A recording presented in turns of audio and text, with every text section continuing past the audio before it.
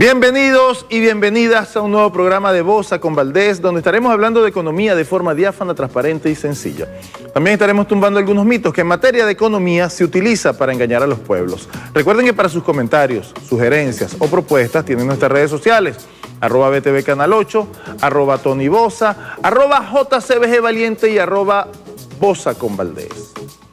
Antes de hablar del tema de hoy, quiero enviar unas felicitaciones a nuestra querida camarada, hija de nuestro hermano Tony Bosa, Valentina Bosa, que estuvo cumpliendo años ayer. Por eso Tony no está con nosotros, estaba compartiendo en familia el cumpleaños de Valentina. Bueno, hoy vamos a hablar de las causas de la inflación. La semana pasada, junto con nuestra compañera, nuestra querida amiga Pascualina Curcio, estuvimos hablando de los tipos de inflación. Hablamos de la inflación de demanda, hablamos de la inflación de costos. Hoy vamos a hablar de las causas de la inflación. ¿Qué es lo que genera la inflación? Eso es importantísimo porque vamos a ver que hay mucho juego en esto y hay algunos mitos en esto de lo que genera la inflación, siempre genera la inflación. Vamos a ver rápidamente lo que se escucha.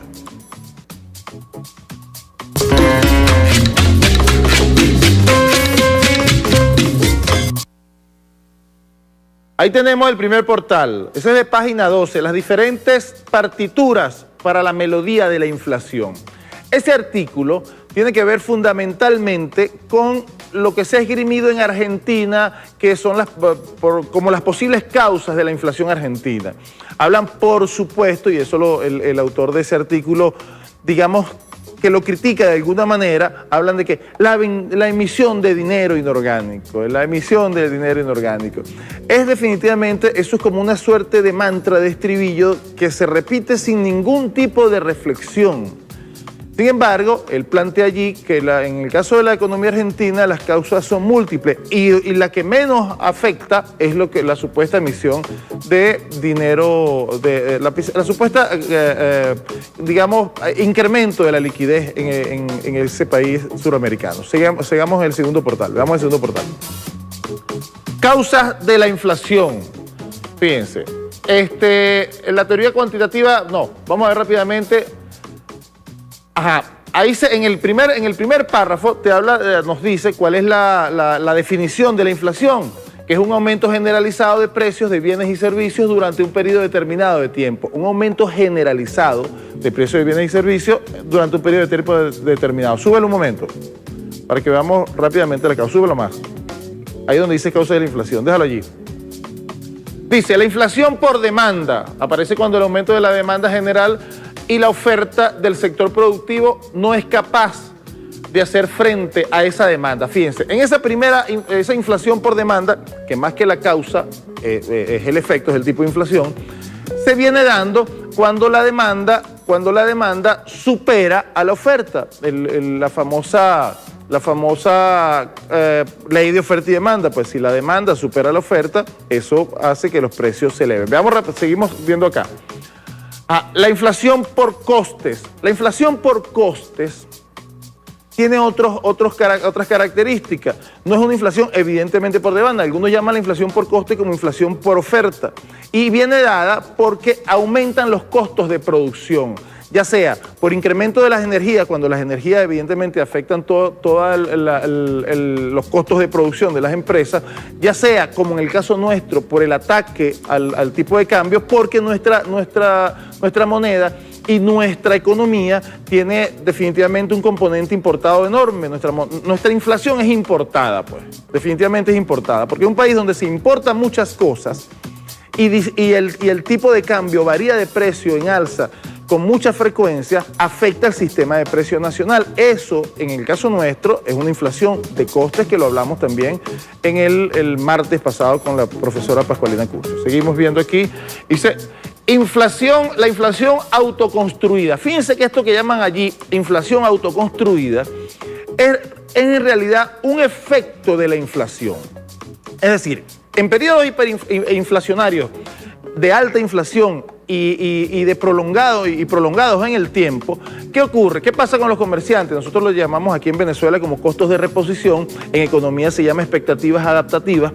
¿Qué ocurre? el comerciante que ve que hay un periodo que le está afectando, la inflación le está afectando sus costos, y tiene mucha relación con la inflación de costos, ellos tratan de cubrir digamos, su eventual ganancia y garantizar que puedan seguir prestando el servicio o produciendo los bienes que ofertan.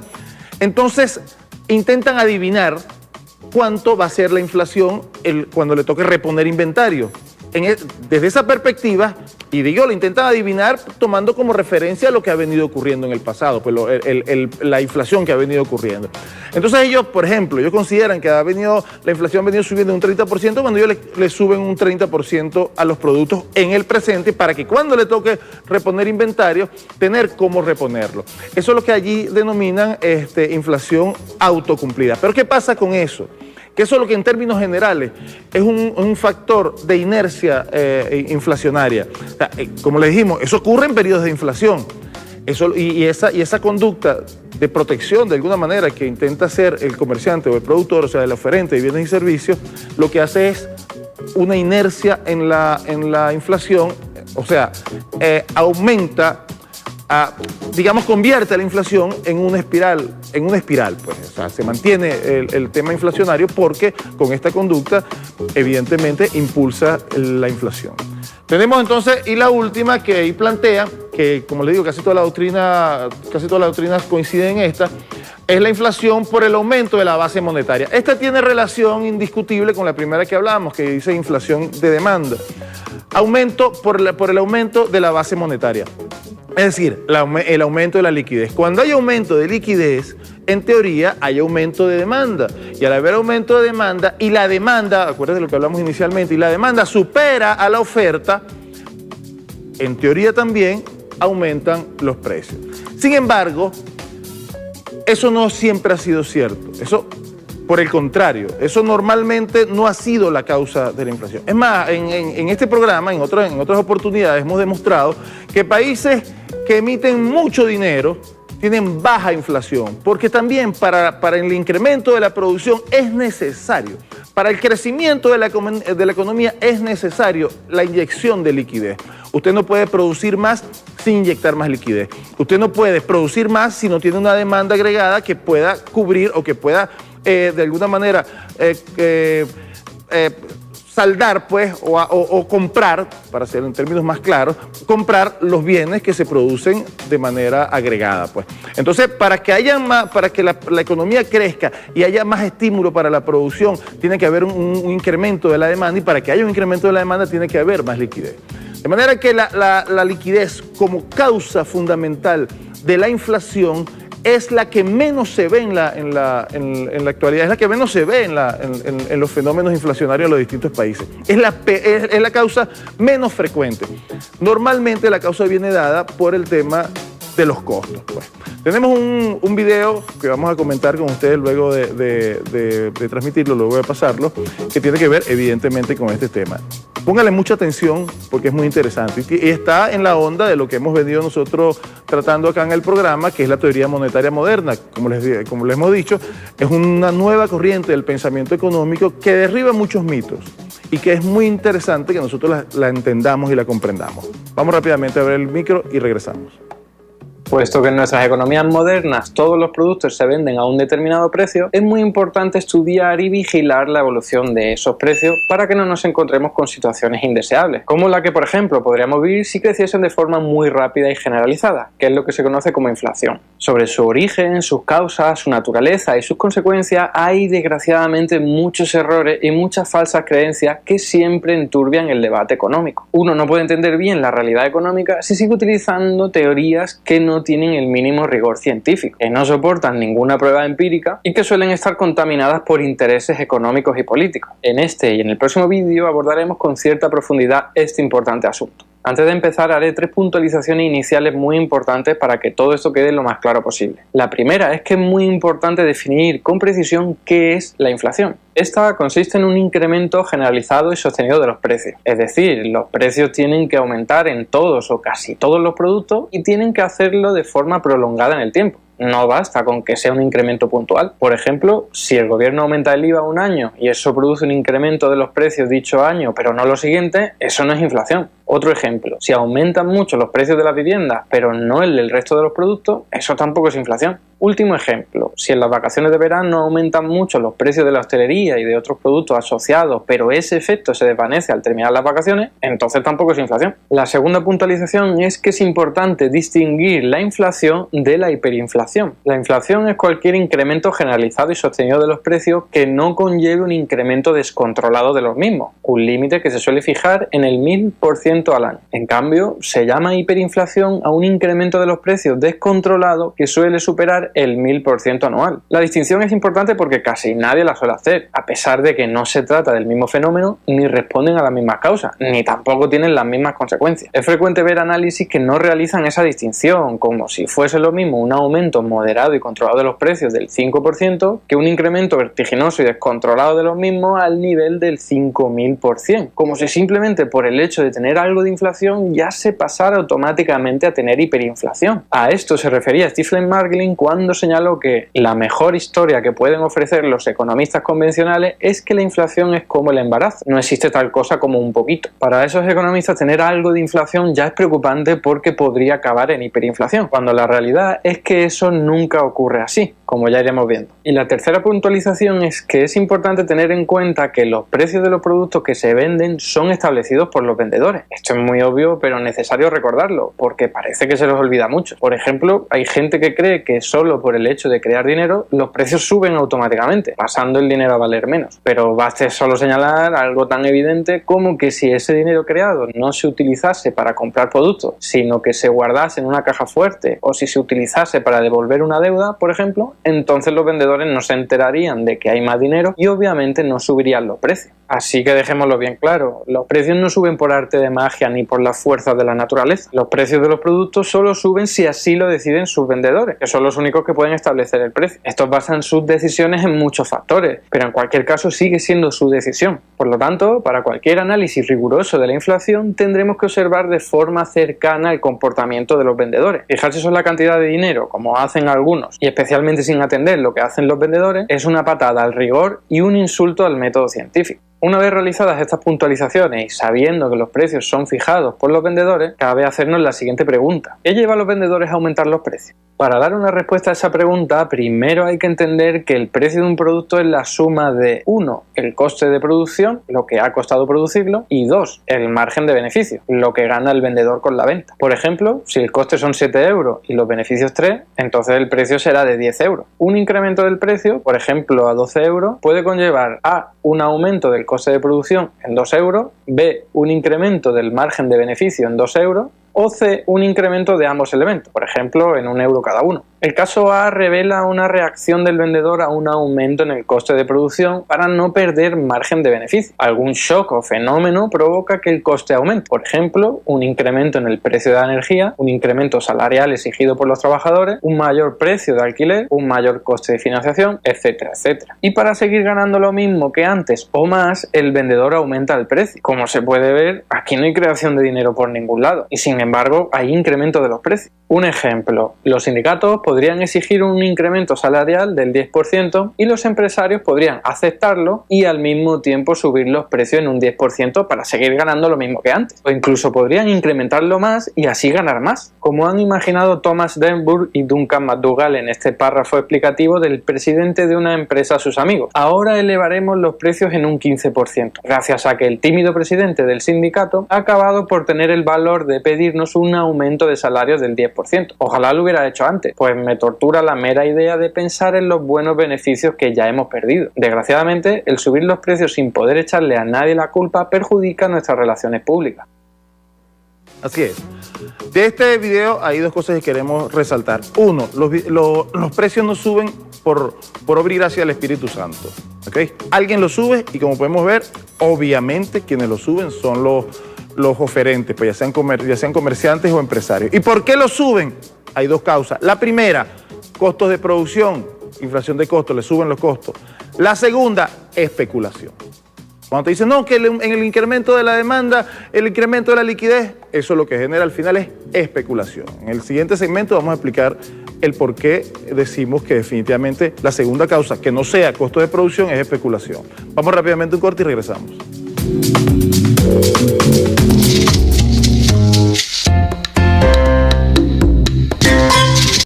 Seguimos aquí en su programa Bosa con Valdés. Hoy estamos hablando de las causas de la inflación, no de los tipos de inflación que lo hablamos la semana pasada. Decíamos en el segmento anterior que hay fundamentalmente dos causas.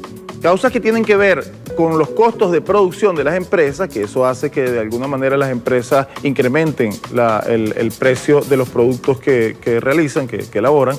Y la otra es una causa especulativa. Y decíamos en el segmento anterior también que cuando hablamos de como causa la mayor liquidez o la demanda, evidentemente, y vamos a demostrarlo, la causa final es la especulación. ¿Por qué es la especulación? Veamos entonces qué ocurre cuando hay mayor liquidez. Cuando hay mayor liquidez hay mayor demanda. Y cuando hay mayor demanda y esa demanda supera la oferta, se crea una escasez. Evidentemente, si hay más demanda que viene que se producen, o que viene que se ofertan, se produce una escasez. ¿Qué pasa ante la escasez? Porque ¿qué pasa en esa relación de oferta y demanda cuando la demanda supera la oferta? El vendedor, el oferente está vendiendo todo lo que él produce. En consecuencia, el margen de ganancia que él aspiró se está materializando. O sea, su sueño se está materializando. ¿Pero por qué sube el precio? Bueno, porque ante la escasez, usted está dispuesto a pagar más por satisfacer su necesidad, porque el bien es escaso. ¿Ok? ¿Y qué hace el oferente? Se aprovecha de su necesidad y del temor que le genera no poder satisfacer la necesidad y sube el precio. Eso es especulativo. Tenemos un video allí, vamos a verlo rápidamente y lo comentamos al regreso. Otro ejemplo en el que un coste de producción diferente es trasladado a los precios. En los años 70 del siglo pasado, la Organización de Países Exportadores de Petróleo, la OPEP, incrementó los precios del petróleo. Y como este se utilizaba como materia prima en casi todos los medios productivos, los vendedores vieron incrementar su coste de producción y, para no perder beneficio, incrementaron el precio de sus productos, espoleando la inflación y complicando mucho las cosas a los consumidores de derivados de petróleo. A pesar de ese evidente fenómeno, muchos analistas dijeron y siguen diciendo que la inflación fue causada por creación de dinero o por un mayor gasto de los estados. Y es que la teoría económica convencional no se fija mucho en este tipo de causa de la inflación. Prefiere centrarse más en el incremento de la cantidad de dinero o en el aumento de los salarios, recomendando habitualmente que se mantengan moderados para no provocar inflación. Cuestión de ideología, obviamente. Bueno, fíjense, el ejemplo que él les puso allí, eso vino dado por la famosa guerra del Yom Kippur en los años 70, 1973 específicamente, cuando los países árabes decidieron no venderle petróleo a los aliados de Israel, y eso produjo que los precios del petróleo pasaran de $3, si mi memoria no falla, a unos $35, un incremento sustancial. Eso afectó las economías del mundo, evidentemente, porque al hacerse costosa la energía, y en muchos de esos países ya había una recesión, y fue quizás la primera expresión de lo que hoy se conoce como estanflación. Se produjo por efectos del incremento de la energía, se produjo en la subida de los precios. Sin embargo, había países donde había una recesión, pues. Entonces, había estancamiento con inflación, y eso fue la estanflación, que es similar a lo que hoy vivimos en Venezuela. Tenemos otro video ahí, vamos a verlo rápidamente. Como ya vimos en el capítulo 13, la depreciación de la moneda tiende a encarecer los productos importados, porque necesitan más monedas de las tuyas para comprar el mismo número de monedas extranjeras. Y esta es otra vía de generación de inflación. Los empresarios que compran materiales o productos fuera, como les sale más caro, elevan el precio de sus productos para no perder margen de beneficio. Por eso, cuanto más productos necesite comprar en el extranjero una economía, más probabilidad hay de que sufra inflación importada en algún grado. Pero, de nuevo, esto no tiene que ver directamente con la creación de dinero, sino con las características productivas de la economía en particular. Sin nueva creación de dinero, los problemas serían los mismos. Así es. Como pueden ver en ese ejemplo que el de allí también se parece mucho a lo que está ocurriendo en Venezuela. Estamos hablando de una economía básicamente importadora que para satisfacer las necesidades internas necesita importar bienes, y para importar bienes necesita una divisa, y esa divisa cada vez es más cara. Evidentemente eso afecta el sistema de precios. Y en el caso nuestro, esa divisa cada vez es más cara porque hay un ataque político a ese tipo de cambio, porque aquí estaríamos hablando de la depreciación del bolívar y no de la devaluación del bolívar, que son dos términos totalmente distintos. La devaluación supone una acción del Estado que devalúa su moneda, es una acción deliberada del Estado, pero la depreciación es la pérdida, en este caso, de valor del signo monetario nuestro en el mercado. Y el mercado, en el mercado venezolano y ese tipo de cambio entre Bolívar y la divisa está evidentemente intervenido por estas páginas que captaron y era muy fácil que captaran la confianza de la gente, porque el que ve esa página y tiene alguna divisa busca maximizar su ganancia. Y bueno, una página que constantemente está subiendo el valor de la divisa, obviamente le conviene a quien tenga la divisa, pues. O sea, no es, como lo dijo él, eso no tiene nada que ver con la emisión de dinero, nada que ver. Veamos el próximo video. El caso B revela una reacción del vendedor a una situación de la que puede aprovecharse para ganar más dinero. Por ejemplo, si la empresa tiene poder de mercado, es decir, si elevando un poco los precios no pierde clientes, entonces simplemente haciéndolo puede ganar más dinero, porque seguirá teniendo el mismo coste de producción, pero ahora ingresará más. Este tipo de causa de incremento de los precios casualmente no suele ser abordada por la teoría económica convencional, a pesar de que el considerado padre de la economía, Adam Smith, nos advirtió de ella hace mucho tiempo. En realidad, los beneficios elevados tienden a aumentar el precio de las cosas mucho más que los salarios elevados. Nuestros comerciantes e industriales se quejan mucho de los efectos perjudiciales de los altos salarios, porque suben los precios y por ello restringen la venta de sus bienes en el país y en el exterior. Nada dicen de los efectos dañinos de los beneficios elevados. Guardan silencio sobre las consecuencias perniciosas de sus propias ganancias. Solo protestan ante las consecuencias de las ganancias de otros. Fíjate, de este video podemos sacar dos conclusiones. Uno, los monopolios. Lo que hacen en los monopolios no necesitan nada más que la voluntad del dueño de la empresa, del oferente, para subir los precios. Porque la gente no tiene opción, pues. ¿Okay? Y ese subir los precios supone subir las ganancias.